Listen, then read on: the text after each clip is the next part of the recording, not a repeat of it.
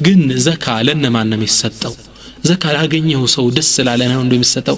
ላ አላህ Subhanahu Wa Ta'ala ራሱ ነው ዘካ የሚገባ ሰዎችን ቁርአን ላይ ያሰፈረው። يقول مولى عز وجل الله سبحانه وتعالى قرآن ላይ ምን ይላል? إنما الصدقات للفقراء والمساكين والعاملين عليها والمؤلفة قلوبهم وفي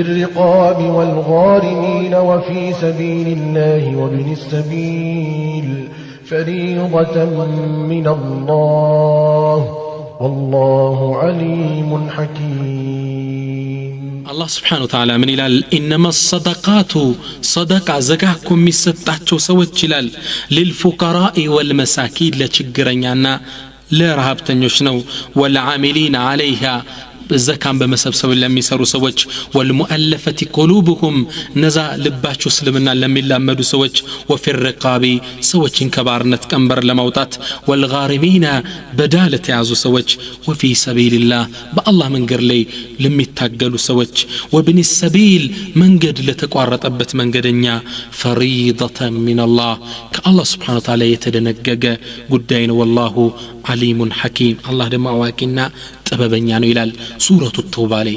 አላህ Subhanahu Wa Ta'ala እነዚህን 8 ሰዎችን ራሱ ጠቀሳቸው። ለማንም መጃል ሰጠም በዝርዝር እናያቸዋለን።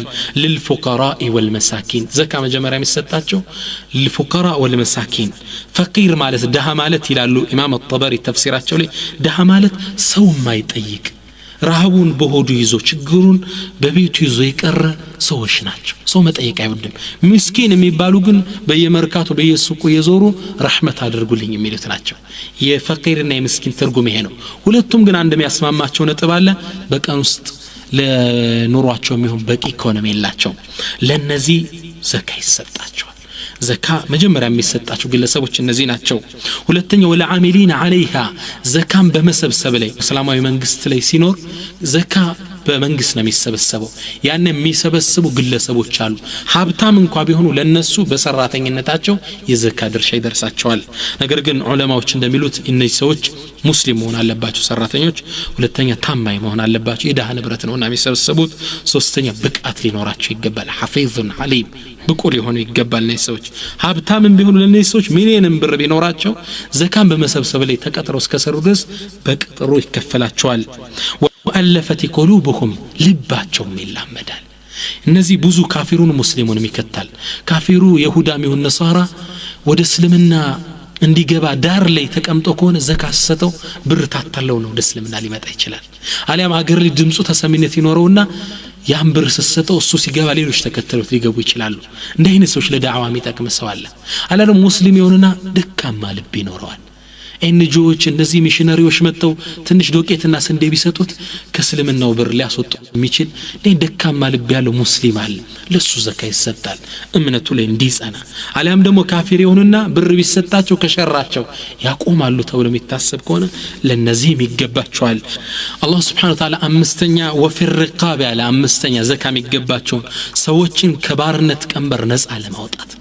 እስልምና ሰዎችን ከባርነት ነፃ ለማውጣት ከሚጠቀምባቸው መንገዶች ውስጥ የዘካን ብር መስጠት ነው። መሬት ላይ ነብዩ ሰለላሁ ዐለይሂ ወሰለም ሲላኩ መሬት በባርነት ቀንበር ሰዎች የታሰሩበት ነው። የሰው ልጅ እንደቃ የሚለወጥ የሚሸጥበት ዘመን ነበር። ነብዩ መጡና ቁርአንም እየተከታተለ እየወረደ ባሪያን ነፃ ማውጣት ያለውን ፈትል ተሳስቶ ሲምል እንዲህ ባሪያ ስጥ፣ እንዲያርጎ ሲያፈጥር እንዲህ ብለ ባሪያ ስጥ። አላህ Subhanahu Wa Ta'ala ፈለቅ ተሐመል አቀባ ፈኩ ረቀባ ባሪያ መልቀቅ ነው ያለ እስልምና ነው የሰው ልጅ ከሰዎች ባርነት የአላህ ብቻ ባሪያ እንዲሆኑ ያሸጋገረው። ታሪክ ላይ ስንማር አብርሃም ሊንከን የአሜሪካው ፕሬዝዳንት ነው ሰዎችን ከባርነት ነፃ ያወጣ በዚህ ሴንቸሪ ላይ እየተባለ ይወራል። ላ والله እስልምና ነው ከሱም በፊት። እስልምና ቁርአን ላይ በዚህ መልኩ ያነሳሳ የዘካ ብር ሰጣችሁ ማስለቀቋቸው ያለ እስልምና ነው ከባርነት ቀንበር ያወጣቸው። ስለዚህ በባርነት የሚገዙ ሰዎች ይኖራሉ። ባሪያ ሆነው ለሰው የተሸጡ ያ አሳዳሪው ብር አምጣ ለካለው ካለው የዘካ ብር ይሰጠውና ነፃ ይወጣል ያ ሰው። ሱብሃንአላህ። والغارمين እነዚህ ደግሞ በዕዳ የተያዙ ሰዎች ናቸው አላህ Subhanahu Ta'ala በስድስተኛ ደረጃ የጠቀሳቸው ሰውየው የሚተዳደርበት በቂ ብር ሊኖር ይችላል ምስኪንም ፈቂርም ላይሆን ይችላል ነገር ግን የሆነ ነገር ሰራለው ብሎ ተበደረን ዕዳ ውስጥ ወደቀ 1 ሚሊዮን ብር በወር ግን 1000 ብር ያገኛል ቤተሰቡን ያስተዳድርበታል ያን ዕዳ ለመክፈል ከዘካ ብር ይሰጠዋል በቂ ንብረት እንኳን ቢኖረው ማለት ነው ዕዳ ውስጥ ገብቷል አሊያም ሁለት ሰዎች ተጣሉና አንደኛውን ለማስታረቅ እኔ ብሩን እከፍልሃለሁ ተው ብሎ አስማማቸው ነገር ግን መክፈል አልቻለም እርቁ ይፈልጋልና ዘካ ብር ተሰጥቶት ዕዳው እንዲከፍል ይደረጋል ዕዳ ውስጥ ያሉ ሰዎች ወፊ ሰቢልላህ ለአላህ መንገድ ለሚደረግ ጥሪ ደግሞ አላህ በሰባተኝነት ጠየቀው ወልሙራዱ ሚን ሰቢልላህ አልዓመሉ الموصل الى مرضات الله وجناته في سبيل الله ማለት እንግዲህ ወደ አላህ ጀነትና ወደ ውዴታው የሚያዳርስ ማንኛውም ስራ የአላህ መንገድ ስራ ይባላል ለነዚህ ደግሞ ግንባር ቀደም የሚሰጠው ጂሃድ ነው በአላህ መንገድ ለሚደረግ ጂሃድ